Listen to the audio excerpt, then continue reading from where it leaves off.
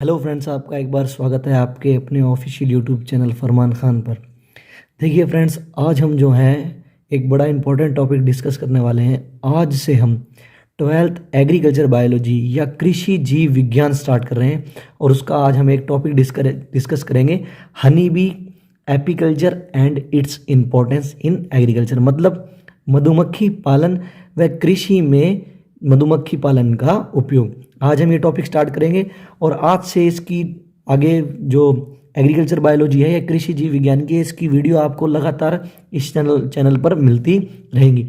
तो देखिए friends, start करते हैं कि एपीकल्चर क्या होता है, इसकी इंपॉर्टेंस क्या होती है। हम सारा कुछ जानेंगे इसके बारे में, डिटेल से स्टडी करेंगे एक चीज़ के बारे में। और इससे जेट में भी क्या होते हैं, क्वेश्चन आते हैं। बड़ा इजी सा चैप्टर है और बड़े इजी से इसमें से क्वेश्चन आते हैं। तो देखते हैं फ्रेंड्स, अब हम कि स्टार्ट करते हैं। पहले देखते हैं एपिकोलॉजी, एक टर्म देखते हैं एपिकोलॉजी क्या होती है। एपिकोलॉजी क्या होती है, वह शाखा होती है जिसके अंदर हम क्या करते हैं, मधुमक्खियों का अध्ययन करते हैं। उसे क्या बोलते हैं, हम एपिकोलॉजी बोलते हैं। तो देखिए फ्रेंड्स, जो हनी भी होती है या मधुमक्खी होती है, वो एक प्रकार की मक्खी ही है। तो मधुमक्खी का अध्ययन या फिर हम ऐसे कह सकते हैं मक्खियों का अध्ययन हम किस शाखा में करते हैं, एपिकोलॉजी के अंदर करते हैं। इसमें हम जो हनी बी होती है उसका अध्ययन भी करते हैं, और जो क्या होती है घरेलू मक्खी होती है उसका अध्ययन भी एपिकोलॉजी में करते हैं। मतलब टोटल जितनी भी मक्खी होती हैं उन सब का अध्ययन किसके अंदर करते हैं, एपिकोलॉजी में करते हैं। और देखते हैं, याद रखिएगा, ये एपिकोलॉजी जो है वो एक क्या है, कीट विज्ञान या एंटमोलॉजी की एक शाखा है। याद रखिएगा फ्रेंड्स कि जो एपिकोलॉजी है वो क्या है, एंटमोलॉजी की एक शाखा है। क्योंकि जितनी भी मक्खियाँ होती हैं वो सारी की सारी क्या होती हैं, कीट ही होती हैं। तो वो किसके अंदर आती हैं, कीटों के अंदर आती हैं। तो ये एपिकोलॉजी जो है वो क्या है, एक एंटमोलॉजी या कीट विज्ञान की एक शाखा है। दूसरी हम टर्म डिस्कस करते हैं, एपीकल्चर या मधुमक्खी पालन क्या है। जैसा कि आपको नाम से पता चल रहा है कि मधुमक्खियों को पालना क्या कहलाता है फ्रेंड्स, मधुमक्खी पालन कहलाता है। या जो हनी बी होते हैं उनके कल्चर को क्या बोलते हैं, एपीकल्चर बोलते हैं। अब देखते हैं आगे की तरफ क्या लिखा हुआ है कि मधुमक्खी एक सामाजिक कीट वर्ग का प्राणी है। यह क्योंकि यह समूह बनाकर रहती है। अब इसका क्या मतलब है, देखिए मैंने एक अंडरलाइन कर रखा है वर्ड, सामाजिक कीट वर्ग का प्राणी। पहली बात तो अभी हमने ऊपर बात कर ली कि मधुमक्खी क्या है, एक कीट है, एक इंसेक्ट है। इसे हम सामाजिक कीट क्यों कहते हैं, ये बात जाननी बड़ी इंपॉर्टेंट है। सामाजिक कीट का मतलब ये है कि जो मधुमक्खी होती है वो समूह बना के रहती है या एक समूह के अंदर रहती है। आपने कभी ऐसा देखा होगा कि कोई मधुमक्खी अकेली रह रही हो? नहीं, ऐसा नहीं देखा होगा आपने, क्योंकि मधुमक्खी जो होती है वो समूह बनाकर रहती है। जैसे हम समूह बनाकर रहते हैं, हम समाज बनाकर रहते हैं, तो इसी प्रकार जो मधुमक्खी होती है वो भी क्या होती है, समूह बनाकर रहती है या एक समाज बनाकर रहती है। इसलिए इसे सामाजिक कीट कहा जाता है। ये बात लिख रखी है क्योंकि ये क्या बनाकर रहती है, समूह। और इसके समूह में हमें क्या, 3 प्रकार की मक्खियाँ दिखाई देती हैं, जो आपने सुना होगा। रानी मक्खी जिसे क्वीन बोलते हैं, नर मक्खी जिसे ड्रोन या मेल हनी बी बोलते हैं, और तीसरी होती है वर्कर जिन्हें श्रमिक बोलते हैं।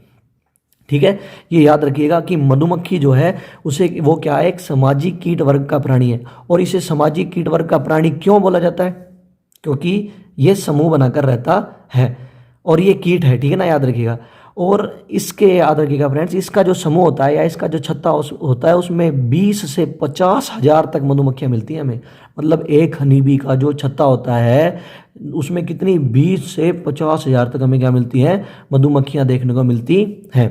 अब देखिए यहाँ से एक चीज़ और समझने वाली है कि ये कीट है। अब कीट शब्द या इंसेक्ट शब्द हमारे सामने आता है तो हमारे दिमाग में एक बात आती है कि कीट जो होते हैं वो ऑर्थोपोडा संघ के अंदर आते हैं। कि कीट जो होते हैं वो आर्थ्रोपोडा संघ का जो कौन सा वर्ग होता है, इंसेक्टा, जिसे हम हेक्सोपोडा भी बोलते हैं, उस संघ तो होता है इनका आर्थ्रोपोडा, और इनका वर्ग जो या क्लास जिसे हम क्या बोलते हैं वो कौन सी होती है, हेक्सापोडा या क्या होती है, इंसेक्टा। तो अब इनके क्लासिफिकेशन की बात कर लेते हैं कि इनका क्लासिफिकेशन क्या है हनी बी का।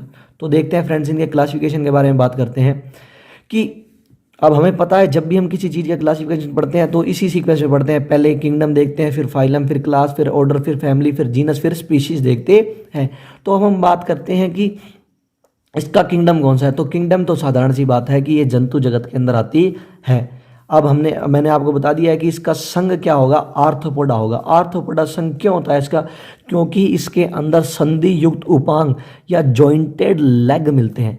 इसके जो पैर होते हैं वो क्या, इसके थोरैक्स के अंदर क्या होते हैं, अटैच होते हैं और उनके अंदर जॉइंट्स होते हैं, याद रखिएगा, ठीक है ना। अब क्लास की हमने बात करी ली इसकी, कि इसकी क्लास कौन सी होगी, इसकी क्लास होगी फ्रेंड्स, इसकी क्लास होती है इंसेक्टा, या जिसे क्या बोलते हैं, हेक्सोपोडा बोलते हैं। हेक्सोपोडा क्यों बोलते हैं फ्रेंड्स, क्योंकि इनमें 6 पैर होते हैं। आपने देखा होगा कि जो मधुमक्खी होती है, या मतलब कि जितने भी कीट होते हैं, आप सभी कीटों में चेक कर लीजिए, उनमें 6 ही पैर मिलते हैं, किसी में ना कम ना ज़्यादा। तो इसलिए इंसेक्टा को क्या नाम दिया गया है, हेक्सोपोडा, है ना। और ये इंसेक्टा के अंदर आती है, तो मधुमक्खी के अंदर भी 6 पैर होंगे। और इसके गण की बात करते हैं कि इसका गण कौन सा होता है, याद रखिएगा इसका फ्रेंड्स, इसका गण होता है हाइमेनोप्टेरा। क्या होता है इसका गण, हाइमेनोप्टेरा। अब बात करते हैं इसकी फैमिली की, तो इसकी फैमिली होती है एपिडी फैमिली होती है, कि मधुमक्खी की जो फैमिली होती है वो याद रखिएगा एपिडी। इसका जीनस या वंश देखते हैं, वंश होता है इसका एपिस। जातियां जो होती हैं फ्रेंड्स वो अलग अलग होती हैं, चेंज होती रहती है, जैसे एपिस इंडिका होती है, और क्या होती है Apis dorsata, Apis mellifera, Apis melipona, और क्या होती हैं, अलग अलग जातियां होती हैं। तो जाति चेंज होती रहती है, बाकी सारा जो इसका क्लासिफिकेशन है वो सेम रहेगा, जीनस तक सेम रहता है, स्पीसीज इसकी चेंज होती रहती है। तो ये क्लासिफिकेशन याद रखना है आपको, ठीक है ना। कि एक बार दोबारा देख लेते हैं, किंगडम कौन सा है इसका, एनिमेलिया है। फिर आप बात करते हैं फाइलम आर्थ्रोपोडा, क्लास की बात करते हैं इंसेक्टा, ऑर्डर देखते हैं हाइमेनोप्टेरा है, फैमिली एपिडी है, जीनस एपिस है, और जाति अलग अलग होती रहती है इनकी।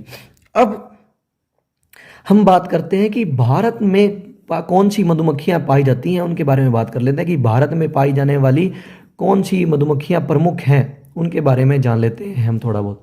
अब देखिए, वैसे तो मधुमक्खियों की फ्रेंड्स बहुत सारी जातियां होती हैं, पर भारत में जो सबसे ज़्यादा या मुख्य जातियां पाई जाती हैं वो हैं 5। कौन कौन सी होती है, एक तो याद रखिएगा एपिस इंडिका, जिसे हम क्या बोलते हैं, भंवर मक्खी बोलते हैं।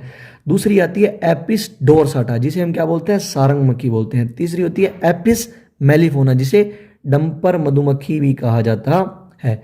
चौथी होती है एपिस मेलिफेरा, तो इसे क्या बोला जाता है, यूरोपियन मक्खी कहा जाता है। पांचवी होती है एपिस फ्लोरिया, इसे क्या बोलते हैं, छोटी मक्खी बोलते हैं। तो अभी हमने 5 देखे, एक तो Apis indica, Apis dorsata, Apis melipona, Apis mellifera और एपिस फ्लोरिया। हिंदी में देखें तो भंवर मक्खी बोलते हैं, सारंग, डंपर, यूरोपियन और छोटी मक्खी बोलते हैं। अब देखिए यहाँ से 2-3 क्वेश्चन फ्रेम होते हैं, जो कि बोर्ड के अंदर भी बार बार पूछे जाते हैं और जेट के अंदर भी पूछे जा सकते हैं। तो ध्यान से देखिएगा कि अब क्वेश्चन कहाँ के किस तरीके से फ्रेम होगा।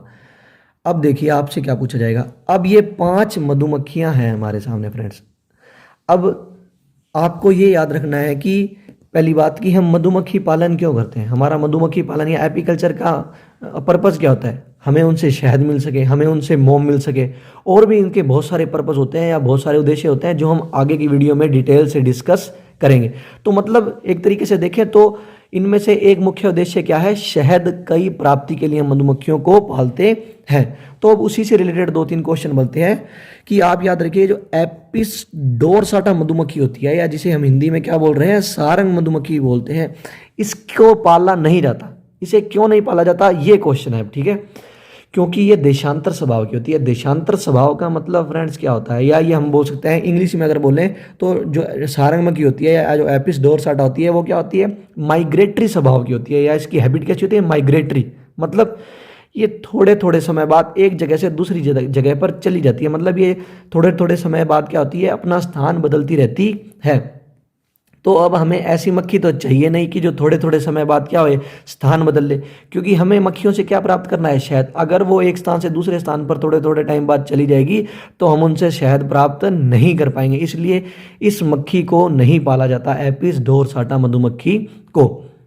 दूसरी हम बात करते हैं एपिस इंडिका के बारे में। ये ये एक तो ये याद रखिएगा, ठीक है ना, इसको क्यों नहीं पालते, ये बात मैंने यहाँ लिख भी रखी है कि सारंग मधुमक्खी या एपिस डोरसाटा का पालन नहीं किया जाता क्योंकि ये देशांतर स्वभाव का मतलब आप याद रखिएगा क्या होती है, कि ये क्या होती है, थोड़े थोड़े समय बाद क्या होती है, यहाँ आप लिख लीजिए, थोड़े थोड़े समय बाद क्या होती है, ये स्थान बदलती रहती है, ठीक है ना, बदलती है, इसलिए हम इसे नहीं पालते। ये क्वेश्चन एक फ्रेम हो सकता है जो बोर्ड में पूछा जा सकता है या जेट में पूछा जा सकता है। दूसरी बात करते हैं हम, देखिए कि एपिस मेलिफोना जिसे हम क्या बोल रहे हैं, डंपर मधुमक्खी बोल रहे हैं, और दूसरी कौन सी होती है, एपिस फ्लोरिया। इन मधुमक्खियों को भी हम नहीं पालते। उसका कारण क्या है, अब हम उसे देखते हैं। एपिस मेलिफोना और एपिस फ्लोरिया, हिंदी में अगर देखें तो डंपर मधुमक्खी या फिर छोटी मधुमक्खी, इन्हें हम क्यों नहीं पालते? क्योंकि अभी मैं देखो, मैंने आपको बताया है कि हम मधुमक्खी का एक उद्देश्य क्या है कि हम उसे शहद प्राप्ति के लिए पालते हैं। अब ये जो दो मधुमक्खियाँ होती हैं, छोटी मक्खी या डंपर मक्खी, इंग्लिश में बताएं तो एपिस मेलिफोना और एपिस फ्लोरिया, ये कम मात्रा में शहद का क्या करती है, निर्माण। तो अब हमें ऐसी मक्खी भी नहीं चाहिए जो शहद का निर्माण क्या करे, कम। क्योंकि शहद बेचकर क्या करते हैं लोग, अपनी आय चलाते हैं, रोजगार चलाते हैं। तो उन्हें ऐसी मक्खी चाहिए जो ज़्यादा से ज़्यादा मात्रा में शहद का क्या कर सके, निर्माण कर सके।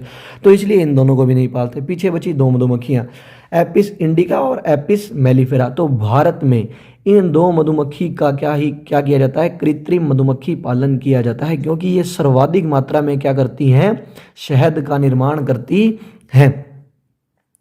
तो ये दो तीन क्वेश्चन थे कि कौन कौन सी मधुमक्खियों का क्या करते हैं भारतवर्ष में पालन करते हैं, डंपर मधुमक्खी और क्या करते हैं छोटी मधुमक्खी का पालन क्यों नहीं किया जाता, देशांतर स्वभाव की मक्खी का नाम बताइए। तो ये 3-4 क्वेश्चन है जो यहाँ से फ्रेम होते हैं। और ऊपर से क्या इनके क्लासिफिकेशन से भी क्या हो सकते हैं, क्वेश्चन फ्रेम हो सकते हैं। एपिकोलॉजी क्या होती है, एपीकल्चर क्या होता है, इसके बारे में भी क्वेश्चन फ्रेम हो सकते हैं। तो ये फ्रेंड्स थी हमारी आज की वीडियो, जिसमें हमने क्या किया, जो जनरल इंट्रोडक्शन था, एपीकल्चर क्या होता है, एपिकोलॉजी क्या होती है, और मधुमक्खियों के बारे में, एक भारतवर्ष में कौन कौन सी मधुमक्खी पाई जाती हैं उसके बारे में हमने एक जनरल इंट्रोडक्शन जाना। इससे अगली वीडियो में हम क्या करेंगे कि इनकी कॉलोनी के अंदर जो मधुमक्खियाँ पाई जाती हैं, रानी मधुमक्खी, श्रमिक मधुमक्खी और जो क्या होती है, नर मधुमक्खी होती है, उनके लक्षणों के बारे में, उनके कार्य के बारे में जानेंगे। मतलब इनके श्रम विभाजन के बारे में हम अगली वीडियो में पढ़ेंगे। इसी तरीके से बढ़िया बढ़िया वीडियो फ्रेंड्स आती रहेंगी। तो अगर आपको ये वीडियो पसंद आई हो तो लाइक करें ज़्यादा से ज़्यादा और शेयर करें, ताकि बच्चे जो हैं इस लॉकडाउन की कंडीशन में फ़ायदा उठा सकें और अपनी जेट की तैयारी और बोर्ड की तैयारी बढ़िया तरीके से कर सकें। और चैनल को सब्सक्राइब करना ना भूलें, और जो बेल आइकन है उसे भी दबा दें, ताकि कोई भी वीडियो हम अपलोड करें आप उसे सबसे पहले देख सकें और अपनी प्रिपरेशन या जो तैयारी है उसे जारी कर सकें। तो आज की वीडियो में बस इतना ही। Thank you friends.